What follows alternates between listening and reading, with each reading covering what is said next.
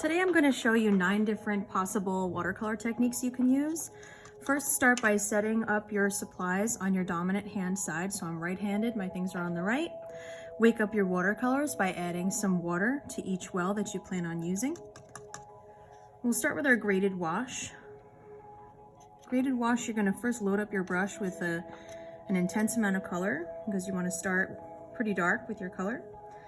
And then you're going to dip your paintbrush in the water just one time and create a stripe next to that first concentrated stripe. Each time in between stripes, dipping your paintbrush in the water, which lightens your color, creating a value scale or ombre effect.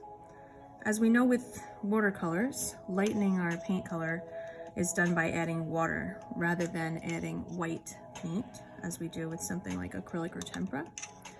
So each time you add a new stripe, lighten your color a bit, and what you'll have when you're done is one nice kind of value scale of color.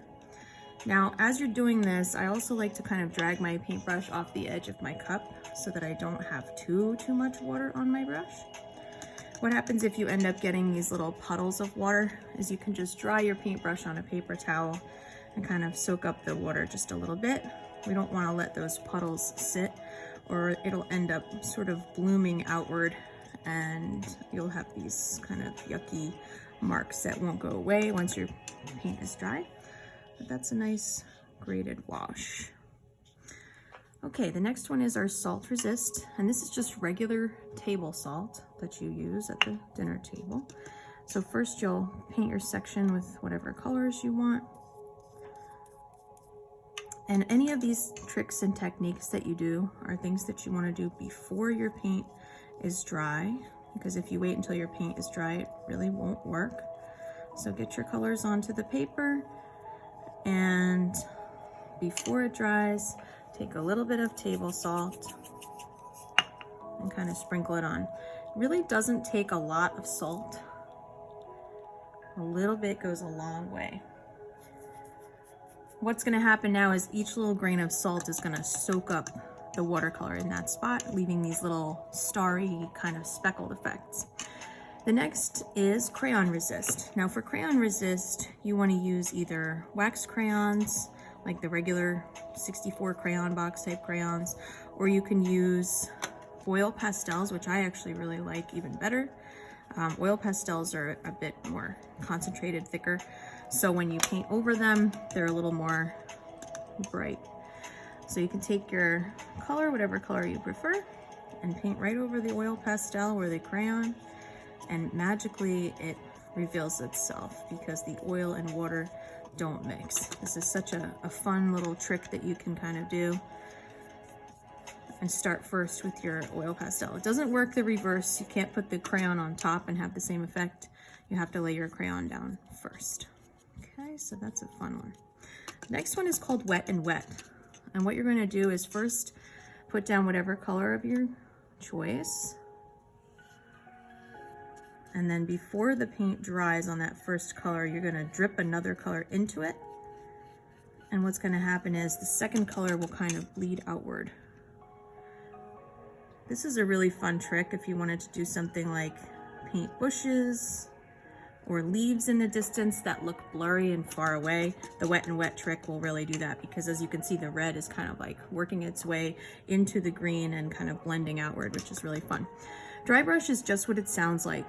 You're taking the paint on your paintbrush, you're drying off the extra water, and you're just going to paint with your color with less water. So it kind of shows this streaky textured look.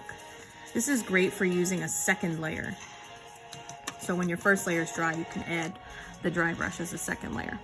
Now the next one is splatter. Splatter paint, you might be picturing me whipping my whole arm back and forth, but I'm not gonna do that because I don't wanna get paint all over everything. So instead I'm just gonna load up some watery paint, hold my paintbrush over the area that I want to splatter, and I'm just gonna tap. And is it gonna maybe go outside of where I want it a little bit? Yeah, maybe. But it will definitely be neater than whipping my whole arm back and forth with the paint on it. Maybe I'll add a little bit of green to this too.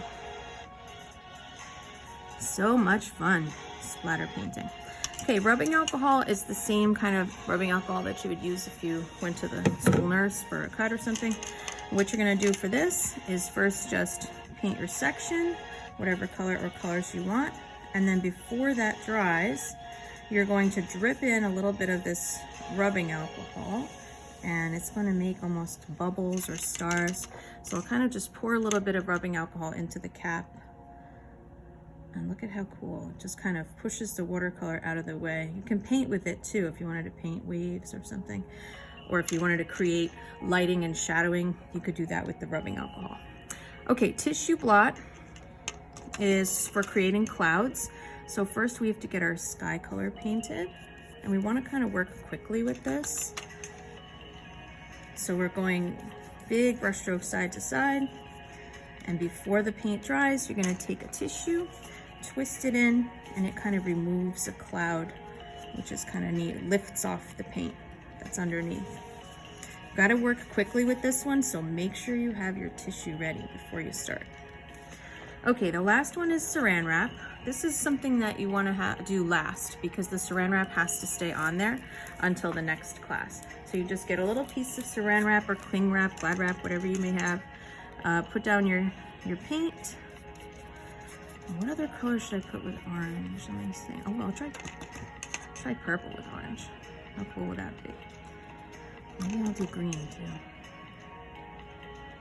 And before it dries, put your saran wrap on there. You have about maybe 5 seconds to just squish it into an interesting position. Let it sit on there, let it dry, and then later on when it's dry, you can take it off and it almost looks like sea glass or leather. I hope you have fun trying these different techniques today.